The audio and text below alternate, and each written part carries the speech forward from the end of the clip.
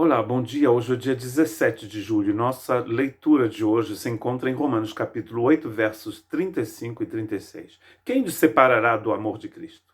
A tribulação, ou a angústia, ou a perseguição, ou a fome, ou a nudez, ou o perigo, ou a espada? Como está escrito, por amor de ti somos entregues à morte todos os dias. Fomos reputados como ovelhas para o matadouro.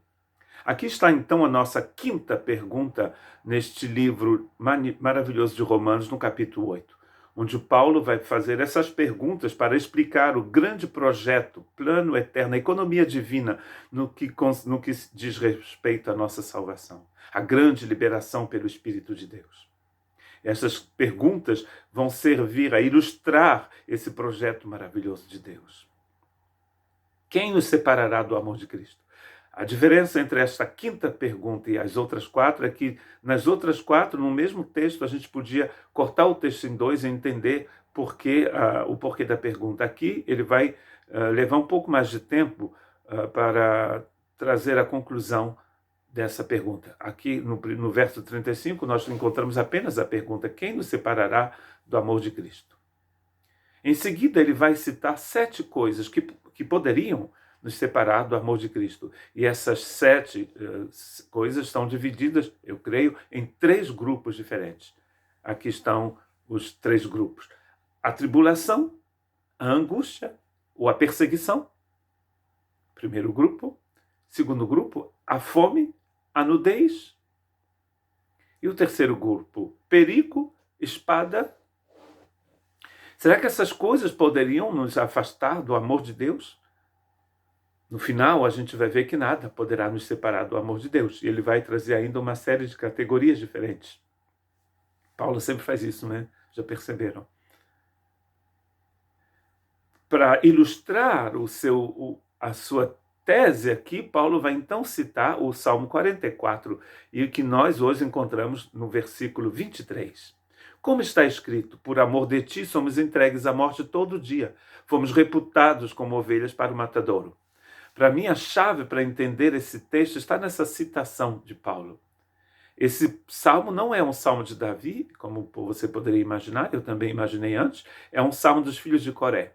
Existem 12 salmos dos filhos de Coré no livro de Salmos. Às vezes você encontra os salmos de Coré e também dos filhos de Coré, que eram levitas na época do Davi, que foram instituídos como responsáveis de um determinado trabalho no tabernáculo na época do Davi. Imagino que eles vão continuar depois na época do templo. Quando você lê o Salmo 44, você descobre que existem duas coisas acontecendo nesse Salmo. Na primeira parte do Salmo, eles vão louvar a Deus pela obra maravilhosa que Deus fez de libertação do povo e do fato de Deus ter dado ao povo uma terra para morar, de ter estabelecido o povo na terra deles, na terra que Deus havia prometido a Abraão. Na segunda parte, acontece uma perseguição. O povo está sendo perseguido. Geralmente, na nossa cabeça e na cabeça de muita gente, ou mesmo da Bíblia, quando você é perseguido é porque você fez alguma coisa errada. É o que acontece no livro de Juízes, não é? O povo passa 40 anos na montanha e depois esquece do Senhor e desce a um vale muito profundo, onde vai viver ainda um tempo de grande angústia e perseguição.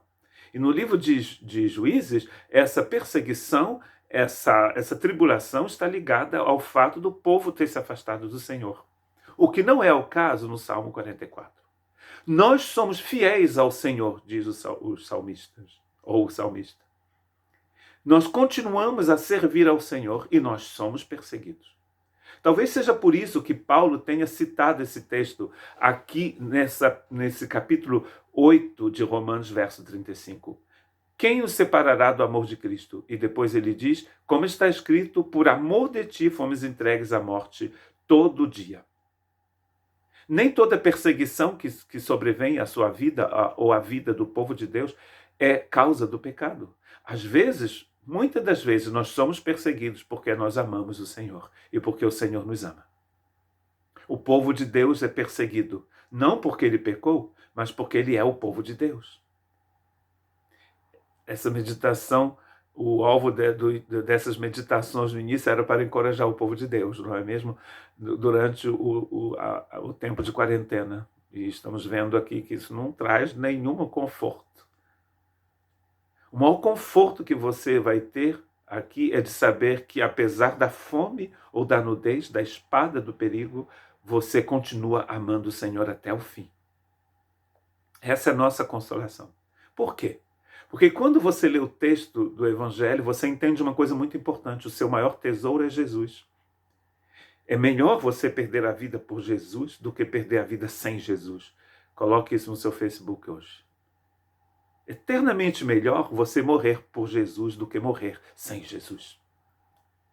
Somos perseguidos, levados ao matadouro todos os dias. Olha só.